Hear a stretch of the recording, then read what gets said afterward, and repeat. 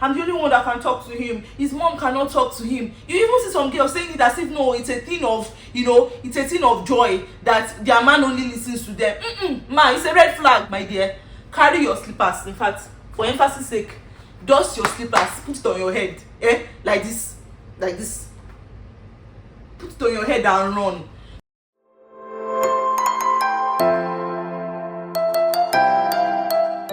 Hi guys, welcome again to my YouTube channel. It's good to have you guys here. Today is the 3rd, right? Okay, so if you don't know, I posted a video about 2 weeks ago saying that I've been struggling with staying consistent on YouTube, and I shared like how I was going to hack being consistent, and that I was going to be posting like 1 video per week. So today is the 3rd of that, and I'm just really excited like that I've been able to keep up the streak. And it just shows you guys that you can be consistent at anything you set your mind to, as long as it's something that it's doable for you and something you can achieve. So that's about it. How are you guys doing? Please let me know in the comments. I feel a lot more connected to you guys now that I'm posting here regularly. So yeah, cheers to that. And by God's grace, it only keep getting better and better.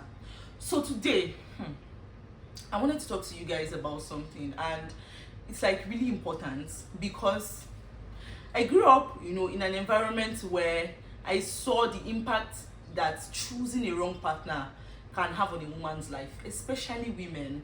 And I'm not saying that men don't marry people that ruin their lives, but I have seen that the impact of bad marriages or wrong partners affects women a lot more.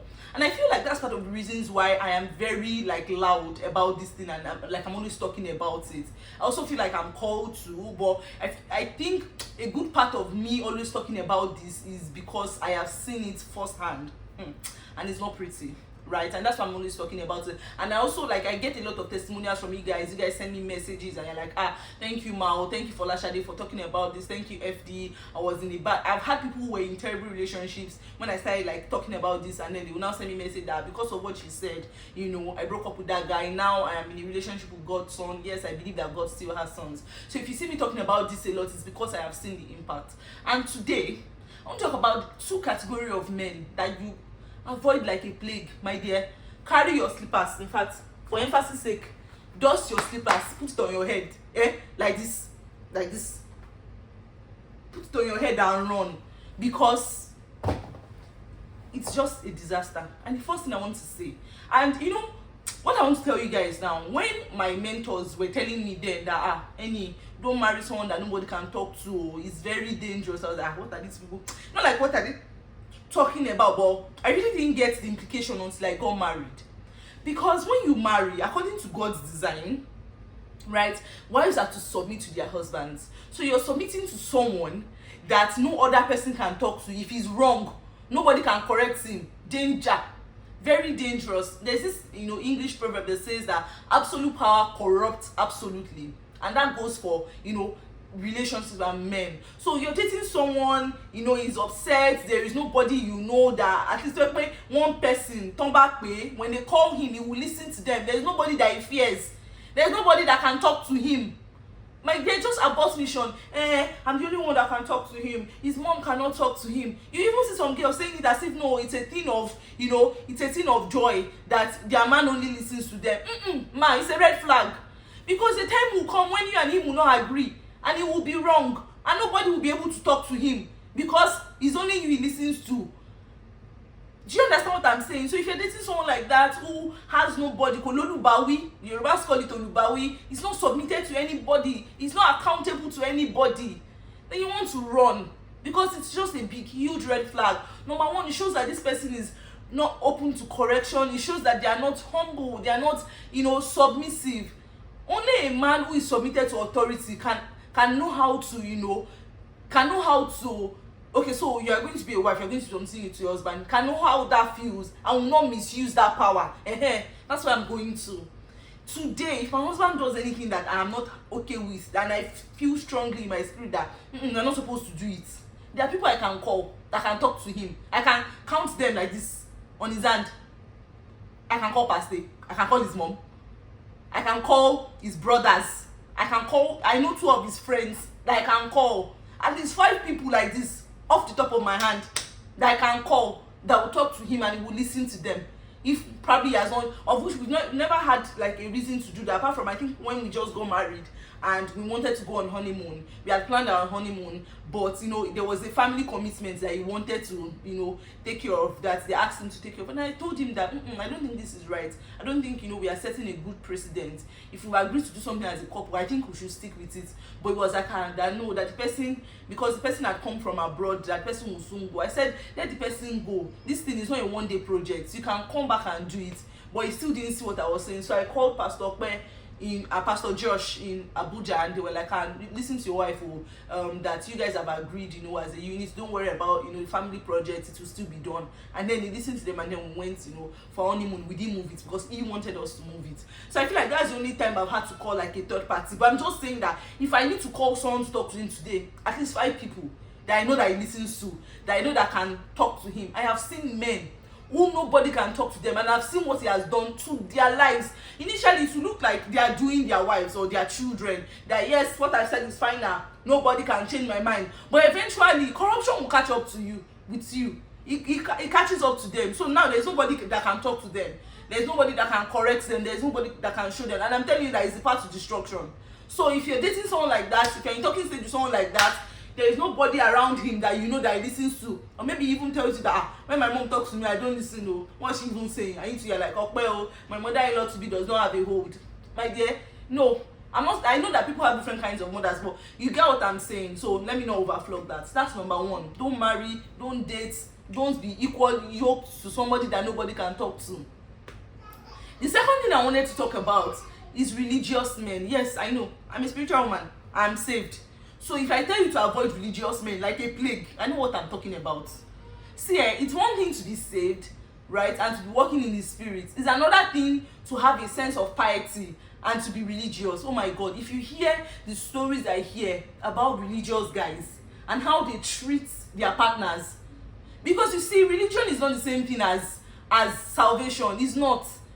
Jesus fought the Pharisees and the Sadducees because they were religious. They were treating people, you know, in terrible ways, and meanwhile they were claiming to serve God.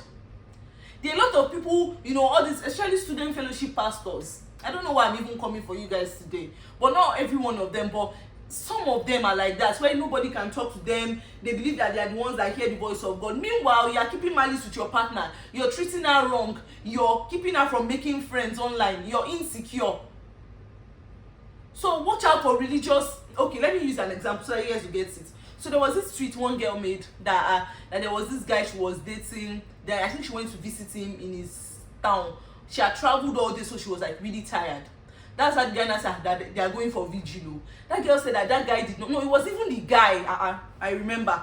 It was the guy that was narrating that this girl came to meet him and that she had traveled. She was tired, but they had a vigil. But he still made sure she attended, and he didn't allow her to sit down throughout. Red flag, in fact, red house, red building. And people are like, wow, you actually think that's something to be proud of. The fact that you, because that's wickedness. That's not being fervent. It's wickedness. Do you understand? So watch out for patterns like that. Watch out for people who are holier, who have this holier than thou attitude, who are not working in the spirit, but they are just, you know, they are just religious. They told you, and God said they are going to be my wife, and there's nothing you can do about it. I need you are there because God must have spoken to him. I beg you, are you not God's child? Are you a grandchild? So yeah, so so that's number 2. As I was talking, I remembered a third one, and that's one that is insecure. My girls, please.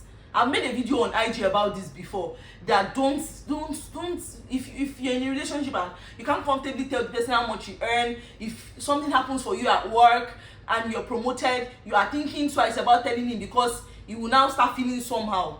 No, don't. Or maybe he's even saying that you are doing too much, and if you people get married, can you even be submissive like this with how much you're earning? Don't date insecure people. Don't marry them. Oh my God, the bar, the ceiling that they will put on top of your life, you will not expel it. Okay?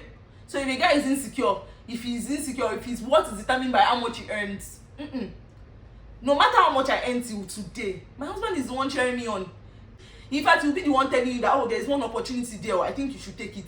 There is one Kini there, I think you should take it. He's always the one. There was a time I mentioned to him that, okay, since we got to Canada, I've not really gotten speaking engagements. The next time this man went to one work function, he met someone there, gave them my contact, told them that his wife is a speaker. So you see what I'm saying?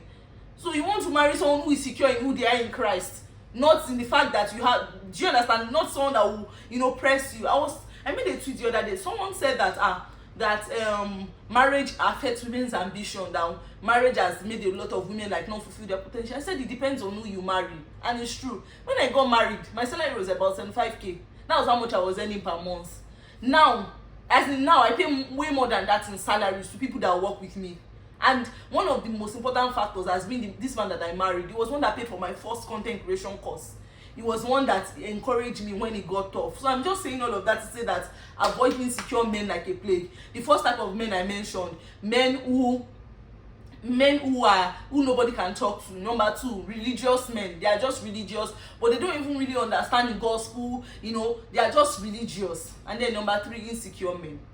My dear, I hope that with these few points of mine, I'll be able to convince you and not to confuse you that you should run and carry your slippers on your head when you meet people like this, and trust God. Don't settle, that God has a plan for you and that plan is going to come to fruition. Because my dear, 60 years, 50 years, 40 years is a long time to be married to someone like that. Okay guys, so thank you for watching. Let me know what you think about, if it has ever happened to you. Let me know in the comments. Please don't forget to like, to watch. Of course, you're watching already, but don't forget to subscribe to this video. See you guys next week. Let's keep this consistency game going, okay? Bye guys.